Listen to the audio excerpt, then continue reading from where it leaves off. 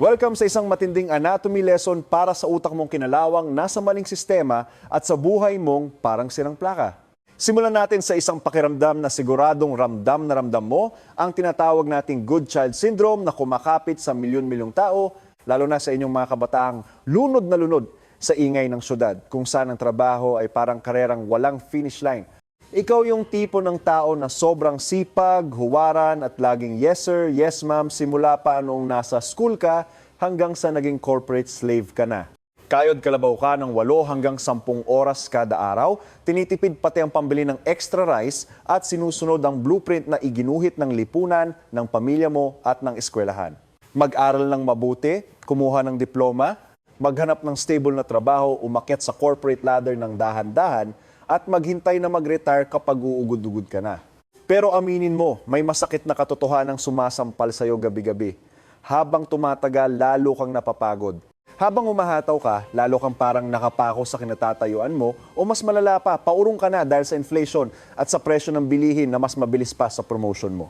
Parang kang isang biological machine na pinipiga ang energy hanggang sa huling patak, tumatakbo sa isang treadmill na walang hinto. Laspag na ang katawan mo, sabog na ang isip mo, pero pagtingin mo sa bank account mo at sa mga opsyon mo sa buhay, marirealize mo na hindi ka pa rin talaga nakakaalis sa starting line. Ito ang bitag ng pagiging masunurin. Isang chronic exhaustion ng mga taong ginagawa ang lahat ng tama ayon sa libro. Pero ang totoo, mali ang pundasyon ng librong binabasa nila.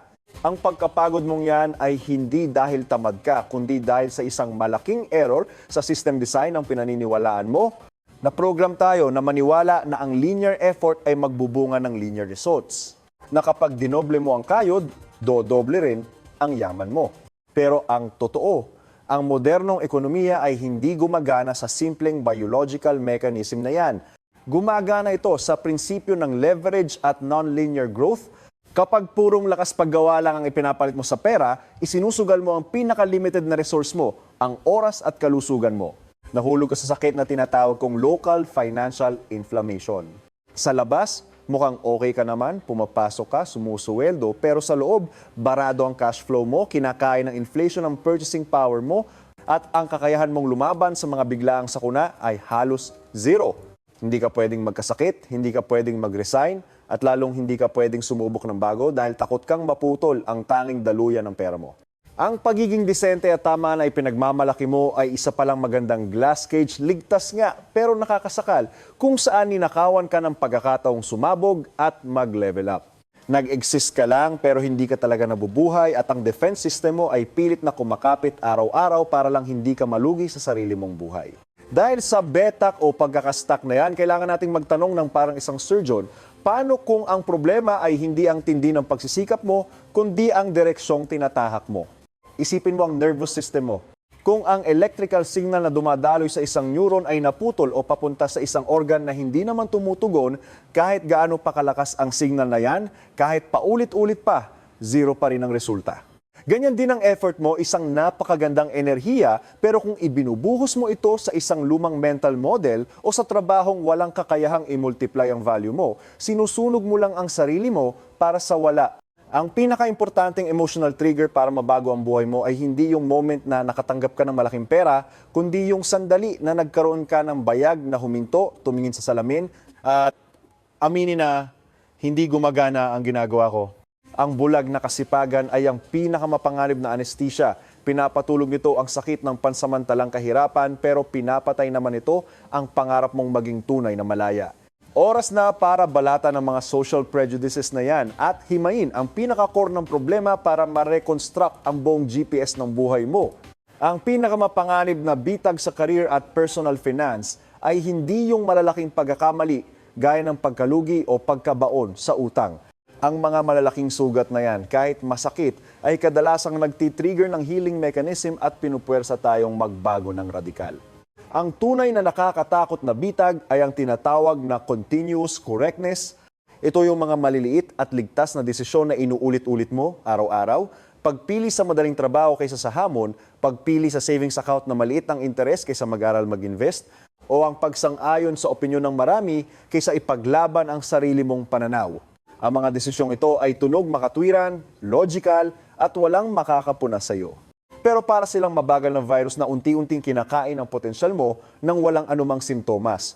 Ang resulta ng continuous correctness ay isang buhay na sapat lang para mag-survive, sapat lang para pambayad ng bills, sapat lang para hindi magutom, pero hindi sapat para umangat o maging malaya.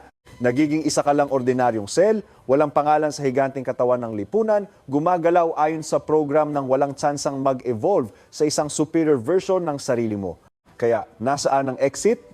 Ang video na ito ay maglalatag ng isang core concept, ang reverse thinking o to-doing hook. Malinawin muna natin, ang reverse thinking ay hindi yung pagre-rebelde ng isang teenager na papansin. Hindi ito yung sadyang pagsusuot ng baligtad na damit o pagsagot-sagot sa boss para lang mag-feeling cool o pagpasok sa mga risky na investment para lang maiba sa uso. Ang reverse thinking ay isang high-level analytical skill ng iyong prefrontal cortex. Ito ang kakayahang pindutin ang pause button sa bawat utos ng iyong default belief system at kalmadong magtanong ng, paano kung baligtad? Kung ang lahat ay nagkakandara pa sa pagbubukas ng milk tea shop, paano kung baligtad? Kung ang lahat ay nag-aagawan sa pagbili ng lupa sa isang lugar, paano kung baligtad?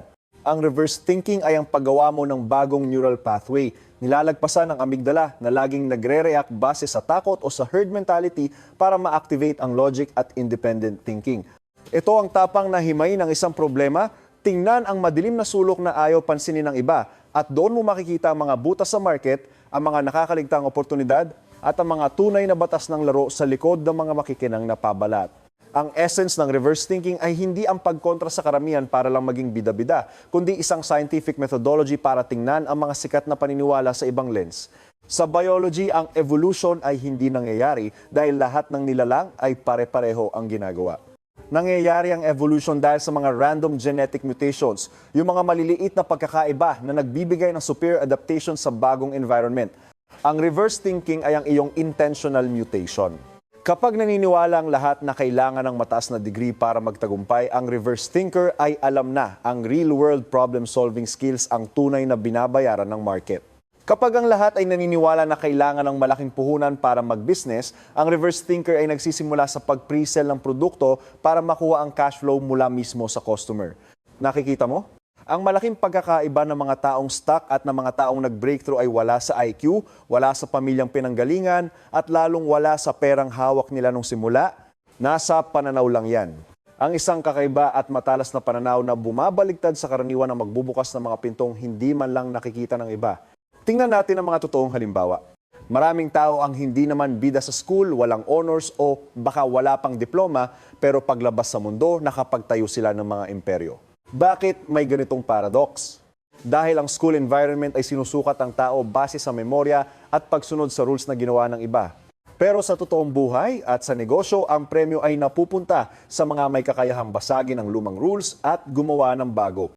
Ang mga taong itinuturing na mahina sa lumang sistema ay madalas na hindi gapos ng curse of knowledge, hindi sila obsessed sa pagsunod sa tamang proseso. Sa halip, diretso sila sa core ng problema. Ano ba ang kailangan ng customer? Paano ko ito maibibigay ng pinakamabilis, pinakamura o pinaka-unique? Pinipili nila ang mga maliliit na niche market, yung mga trabahong madumi sa paningin ng mga may PhD.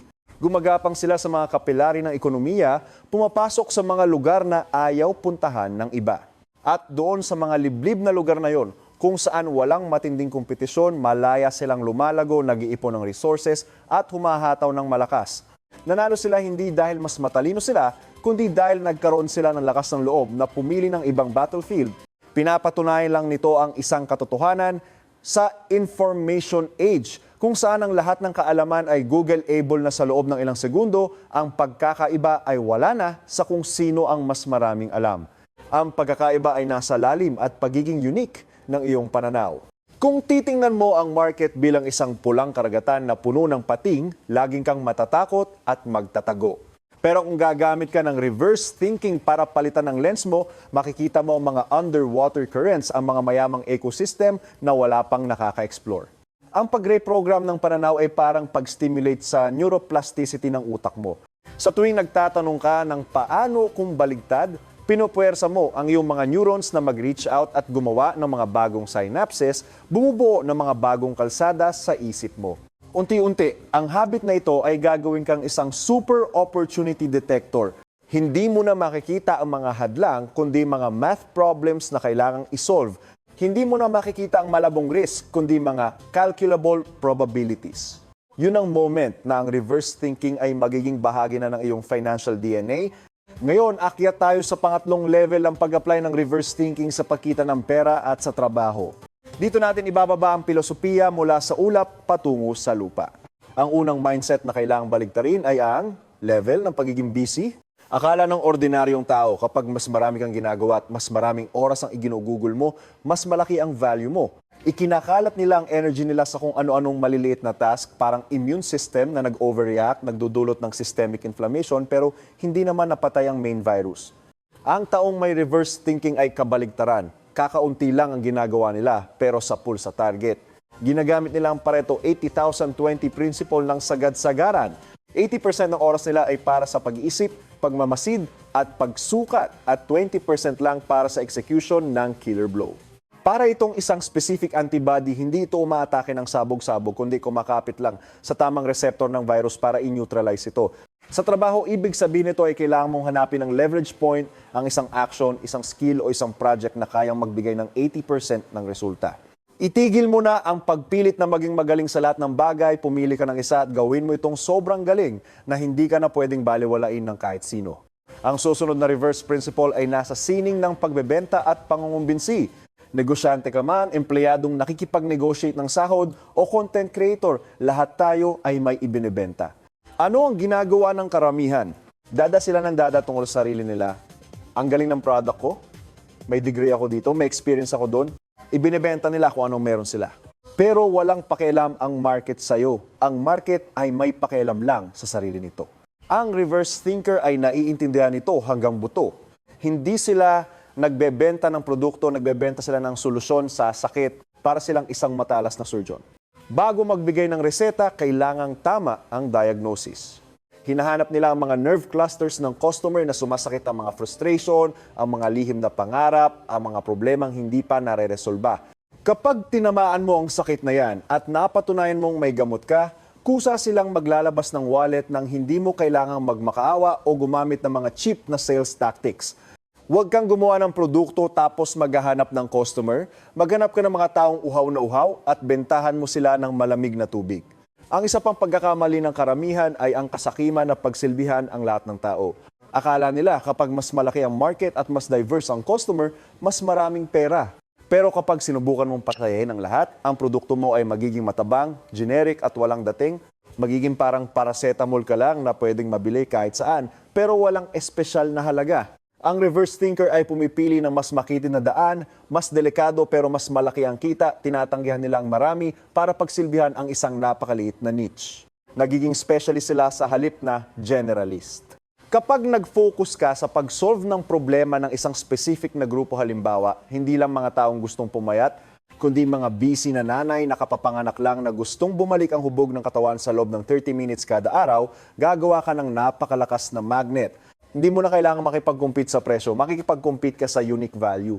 Kapag ang maliit na grupong ito ay naging fan mo, sila ang magiging brand ambassadors mo na magpapakalat ng pangalan mo ng libre. Ang pagpapakitid ng customer base ay ang pinakamabilis na paraan para palakihin ang profit margin mo.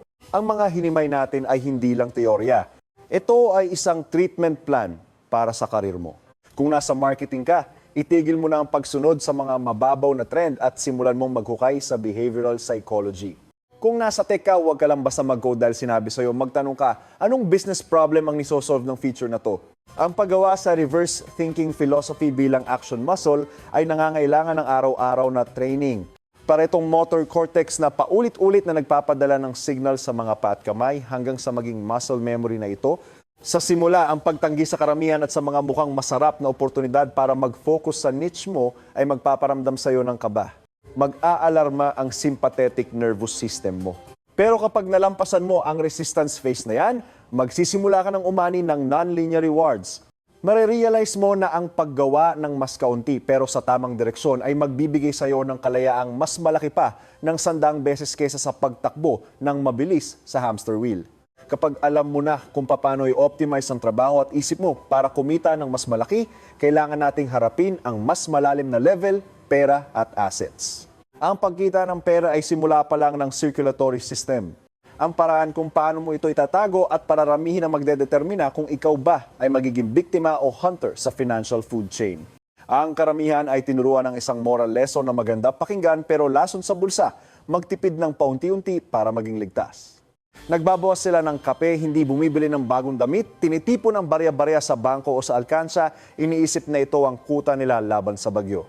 Pero hindi nila nakikita ang invisible monster na unti-unting kumakain sa kutang yan, ang inflation at ang pagbagsak ng value ng fiat money.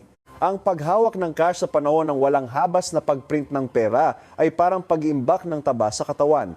Sa labas, mukhang malusog at safe, pero ang totoo, patay na enerhiya yan na nagdudulot ng bara at sakit.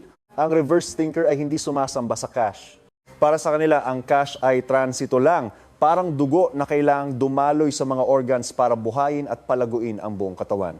Kabaligtaran ng pag-iimbak ng taba, ang taong may matalas na financial mind ay gumagamit ng asset accumulation strategy. Ginagawa nilang tunay na assets ang cash flow nila, mga bagay na may intrinsic value at kayang mag-generate ng kita, real estate, stocks ng mga dambuhalang kumpanya, core skills, o dekalidad na network. Ang pag-iipon ng assets ay parang pagpapatibay ng buto at pagpapalaki ng muscle. Kailangan ito ng disiplina, long-term vision at minsan ay pagtitiis sa pressure. Kapag inilagay mo ang pera mo sa assets, kino-convert mo ang liquid energy sa isang solid structure na kayang bumuhat ng mas malaking leverage sa hinaharap. Ang mahihirap at middle class ay madalas na humahawak lang ng pera o bumibili ng liabilities, yung mga bagay na nawawalan ng value gaya ng mamahaling sasakyan o bagong iPhone para lang mag-flex. Nagtatrabaho sila para sa pera. Pero ang mga reverse thinkers, pinagtatrabaho nila ang pera para sa kanila. Bumubuo sila ng army ng assets na gising 24/7, hindi nagrereklamo, hindi nag-i-strike at tuloy-tuloy na nanganganak ng bagong pera. Yan ang tunay na kahulugan ng financial freedom. Ang asset ay hindi lang material na bagay. Sa pinakamataas na level ng reverse thinking, ang pinakamalaking asset mo ay ang sarili mong productivity at ang system na pagmamay-ari mo. Ang pera ay pwedeng manakaw, ang lupa ay pwedeng ma-freeze, pero ang kaalaman sa utak mo at ang automated business system na itinayo mo ay hindi pwedeng agawin ng kahit sino. Ang pag-invest sa sarili pag-aaral ng bagong language, pag-master ng bagong tech, pag-upgrade ng leadership skills ay mga investments na may infinite returns. Para itong pag-upgrade ng sarili mong DNA, gumagawa ng mga bagong antibodies para hindi ka ma-eliminate ng labor market. Bukod dito, ang paggamit ng pera para bilhin ang oras ng ibang tao at ang pagbuo ng isang maayos na operational process ay isa ring paraan ng paggawa ng asset. Gumagawa ka ng mga bagong organs para sa iyong economic machine para makahinga ito, makatunaw at makapaglabas ng resulta ng hindi mo kailangang himayin ng bawat step. Huwag mong yakapin ang pera mo, gawin mo itong makina na tuloy-tuloy na lumilikha ng value. Kapag may matatag ka ng pundasyon ng assets, haharapin mo ang pinakamatinding psychological test ng market, ang crisis. Dito lumalabas ang tunay na bagsik ng reverse thinking. Sa economic cycle, laging may mga moment na guguho ang market, puputok ang bubble, at mapupuno ng negative news ang newsfeed mo. Ang natural na reaction ng karamihan ay panic. Ang amygdala nila ay nagpapadala ng red alert, pinupuno ang katawan ng adrenaline. Nagkakandara pa silang ibenta ang mga magagandang assets nila sa murang halaga para lang humawak ng cash, naghahanap ng peking seguridad. Pero ang reverse thinker na armado ng kaalaman at long-term vision ay nakakakita ng ibang litrato. Kapag may dugo na sa kalsada, doon sila nagsisimulang mamili. Inactivate nila ang parasympathetic nervous system para pakalmahin ang tibok ng puso at panatilihing malamig at matalas ang isip. Alam nila na ang pinakamalaking risk ay hindi ang pagbagsak ng market, kundi ang kawalan ng alam at ang pagsunod sa emosyon ng kawan. Ang krisis ay sa totoo lang ay isang dakilang transfer of wealth mula sa mga taong walang pasensya patungo sa mga taong may disiplina. Kapag takot ang lahat, ang value ng mga magagandang assets ay bumabagsak ng higit pa sa tunay na halaga nito.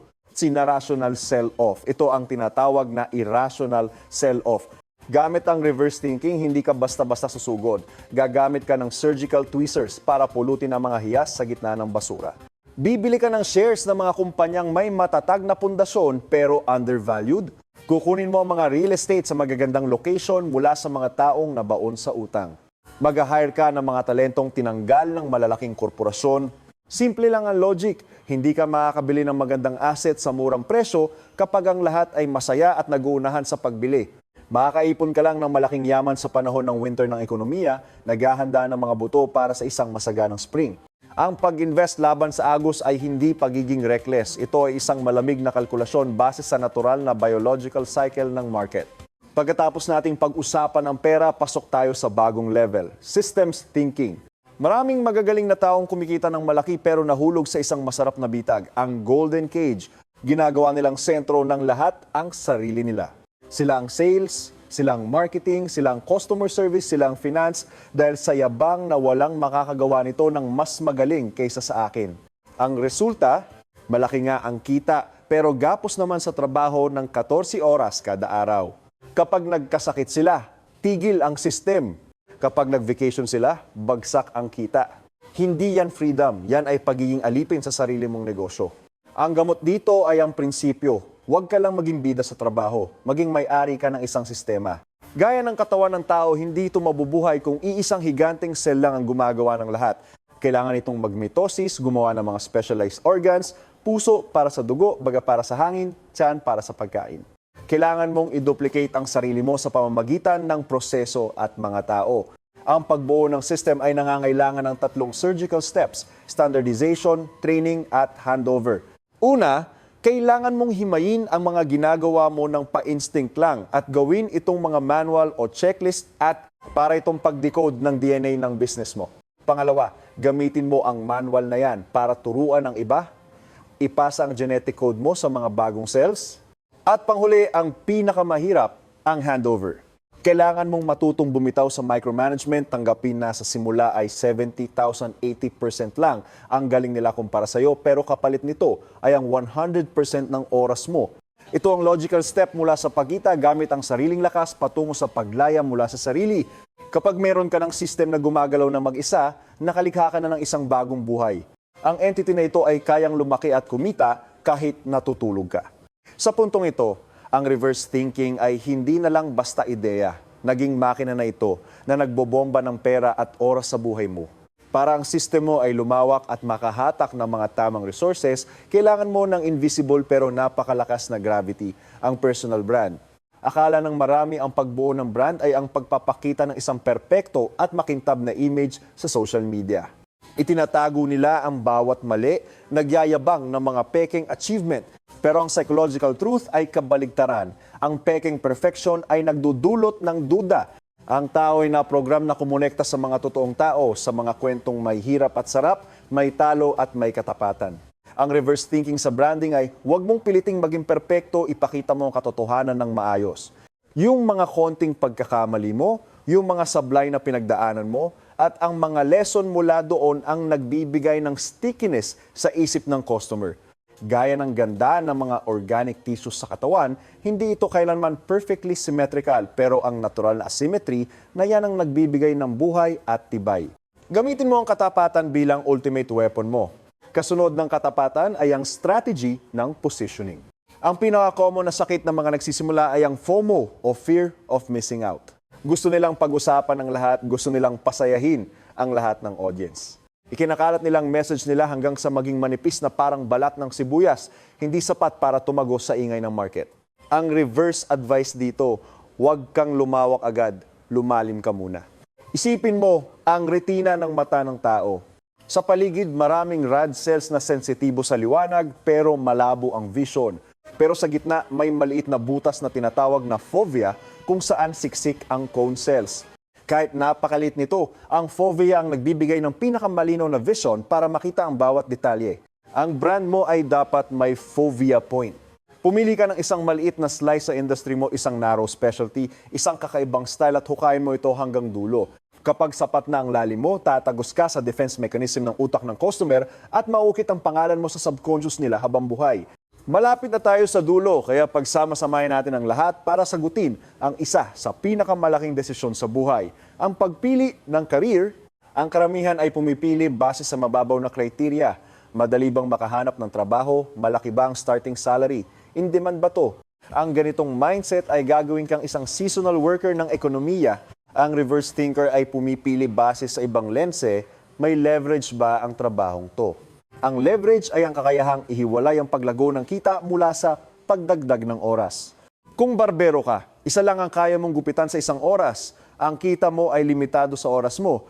Pero kung programmer ka na gumagawa ng software, writer ng libro, digital content creator o community builder, ang produkto mo ay pwedeng i-multiply ng walang hanggan sa halos zero cost. Gagawin mo ng isang beses, pero babayaran ka ng libu-libong beses. Ang pagpili ng career na may leverage ay parang pag-design ng isang optimal skeletal system para sa career mo kung saan ang maliit na puwersa ay kayang mag-angat ng dambuhalang bigat. Sa panahon ng internet, ang pinakamalakas at pinaka-accessible na leverage ay media at code. Ang isang video na nagtuturo, isang malalim na article o isang online course ay ang iyong mga virtual employees na pinakamasipag. Hindi sila natutulog, hindi humihingi ng raise, at kayang abutin ang milyon-milyong tao habang kumakain ka kasama ang pamilya mo. Ang paggawa ng digital products at content ay parang endocrine system na naglalabas ng hormones sa dugo. Maliit na signal lang, pero sa pamamagitan ng daloy ng dugo, kumakalat ito sa buong katawan at nagtitrigger ng dambuhalang reaction sa bilyon-bilyong cells. Yan ang power ng information leverage. Kapag inilagay mo ang sarili mo sa mga trabahong may ganitong amplification, hindi lang barya-barya ang kikitain mo. Tahimik kang bumubuo ng isang matibay na arkitektura para sa tunay na kalayaan sa hinaharap. Lumilipat ka mula sa pagbubungkal ng maliit na lupa patungo sa paglikha ng isang buong ecosystem. Pero mag-ingat ka, may manipis na linya sa pagitan ng matalas na reverse thinking at ng pagiging delusional o makitid ang isip. Ang reverse thinking ay hindi nangangahulugang kailangang baligtad ka sa lahat ng oras at pagkakataon. Kung ang lahat ay tumatakbo palabas ng nasusunog na building, hindi sasabihin ng reverse thinking na pumasok ka sa loob. Ang tunay na reverse thinking ay isang analytical filter, hindi isang bulag na reflex ng pagkontra. Kapag ang lipunan ay may itinakdang daan o rules, ang reverse thinker ay hindi agad-agad na nagsasabing mali yan. Sa halip, humihinto sila, dinadala ang rules na yan sa kanilang mental laboratory para itest ang mga assumptions. Bakit naniniwala ang karamihan dito? Kaninong interes ang pinagsisilbihan nito? Sa kasalukuyang context, tama pa ba ito? At ang pinaka-importante, kung gagawin ko ang kabaligtaran, ano ang maximum risk at ano ang potential reward? Sa ganitong paraan, napananatili mo ang katinuan ng isang scientist. Napagsasama mo ang wisdom ng nakaraan at ang breakthrough ng kasalukuyan. Kontrolado mo ang nervous system mo, hindi ka nadadala ng bugso ng kawan o ng sarili mong ego. Dumaan tayo sa isang napakalalim na anatomy session mula sa mga personal na betak hanggang sa mga macro principles ng pera, system at positioning. Kung kailangang ibalot ang buong pilosopiyang ito sa isang tool na dadalhin mo habang buhay, ito ay ang root question na paano kung baligtad? Gawin mo tong prinsipyo sa buhay, isang natural reflex ng utak mo sa bawat sangandaan. Kapag bibili ka ng isang mahal na liability para lang sa pansamantalang saya, itanong mo, paano kung baligtad? Kung ibibili ko to ng asset, nasaan na ako sa loob ng 5 taon? Kapag gusto mo nang sumuko sa isang mahirap na project dahil sabi ng lahat ay imposible ito, itanong mo, paano kung baligtad? Kung ako lang ang makakasolve nito, gaano kalakas ang magiging posisyon ko? Ang tanong na ito ang pinakamatalas na scalpel para putulin ang mga tumor ng katamanan at ang mga plaque ng social prejudice na bumabara sa potensyal mo. Ibinabalik nito sa iyo ang kapangyarihang magdesisyon para sa sarili mong financial destiny. Sa huli, ang malaking pagkakaiba ng mga taong umaangat at ng mga taong stuck sa rat race ay hindi ang starting line. Hindi ito tungkol sa kung pinanganak ka bang mayaman o mahirap, sa maunlad o sa developing na bansa. Maraming tao ang pinanganak na nasa finish line na pero nalugi pa rin dahil sa maling mindset. Sa kabilang banda, napakaraming galing sa putikan, walang kahit ano pero nakabuo ng imperyo dahil sa matalas na pananaw. Ang pagkakaiba ay nasa kung sino ang may tapang na tingnan ng mundo gamit ang ibang tanong. Kapag binago mo ang pananaw mo, mababago ang buong mapa ng realidad mo. Ang mga pader ng betak ay magiging mga hagdan. Ang mga nakakatakot na risk ay magiging mga math problems ng probability. Ang mga siksikang kompetisyon ay magiging mga oportunidad dahil lahat sila ay mali ang ginagawa. Ang reverse thinking ay ang master key sa kalayaan. Financial freedom para hindi naisipin ang pera, career freedom para gawin ang passion mo, at pinaka-importante, mental freedom para mabuhay ayon sa sarili mong design. Kung ang mga anatomy lessons na ito ay tumama sa nerve cluster mo, kung pinahintukan ito at pinag-isip sa kasalukuyan mong direksyon, senyales yan na handa ka na para sa pagbabago. Huwag mong hayaang lumipas ang nararamdaman mo na parang isang panandaliang dopamine hit lang. Kumilos ka na ngayon? Ang unang step ay simple lang. Kumuha ka ng papel at isulat ang 3 core beliefs mo tungkol sa pera, trabaho. Pagkatapos gamitin mo ang scalpel ng paano kung baligtad para himayin ang bawat isa. Hamunin mo ang sarili mo. At para hindi mo makaligtaan ang mga susunod na financial treatment plans, pindutin mo ang subscribe button at i-on ang notification bell. Dito sa Financial Freedom Channel, hindi kami nagbibigay ng mga matatamis na salita para lang i-comfort ka. Hinihimay namin ang katotohanan, binabalatan ng mga batas ng pera at binibigyan ka ng mga pinakamatalas na mental tools para mag-survive at umasenso sa magulong mundong ito. Alam namin na ang pag-iba sa agos ay isang malungkot na biyahe. Kapag sinimulan mo nang i-apply ang mga mindset na to, malamang na ang pamilya, kaibigan at katrabaho mo ay titingnan ka ng may duda. Sasabihin nilang hibang ka, delikado ang ginagawa mo, o hindi mo kilala ang sarili mo. Yan ang natural na immune response ng lipunan laban sa mga genetic mutations na gaya mo. Huwag mo hayaang hilahin ka pabalik ng duda nila. Hanapin mo ang sarili mong tribe, yung mga taong uhaw din sa kalayaan, yung mga may tapang na mag-isip ng malaki at kumilos ng mabilis. Mag-iwan ka ng comment sa baba, i-share mo ang isang reverse thinking idea na pinaka nagustuhan mo o isang problemang kinakaharap mo ngayon. Ang community natin ay magtutulungan, hihimayin natin ang problema para mahanap ang exit. Ang interaction mo ay hindi lang para sa algorithm, kundi para na rin sa commitment mo sa sarili mo para sa tunay na transformation. Bago tayo magtapos, gusto kong mag-iwan ng mensahe mula sa puso ko. Masyadong maikli ang buhay para mabuhay sa script na isinulat ng ibang tao.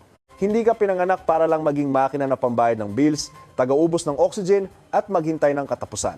Sa loob mo ay isang kamangha-manghang biological system, isang utak na may infinite processing power na kayang lumikha ng mga pambihirang realidad. Huwag mong ikulong ang power na yan sa bitag ng pagiging masunurin at sa pekeng seguridad. Lakasan mo ang loob mong lumabas sa comfort zone, tanggapin ang muscle pain ng growth, at matiyagang buuin ang sarili mong asset system. Pwedeng abutin ito ng 3, 5 o 10 taon. May mga oras na madadapa ka, masusugatan, at gugustuhing bumalik sa lumang hawla.